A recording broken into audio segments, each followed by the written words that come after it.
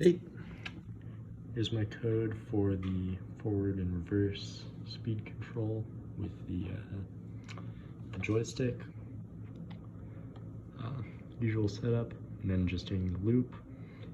It's got the whole setup so that if you press the joystick in, it'll turn it on or off, very similar to the old true button code.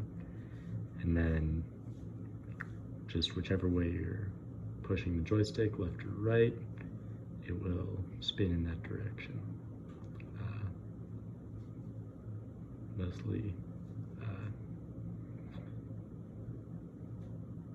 using that H bridge that can turn on and off certain pins, so switching which direction it's going through that.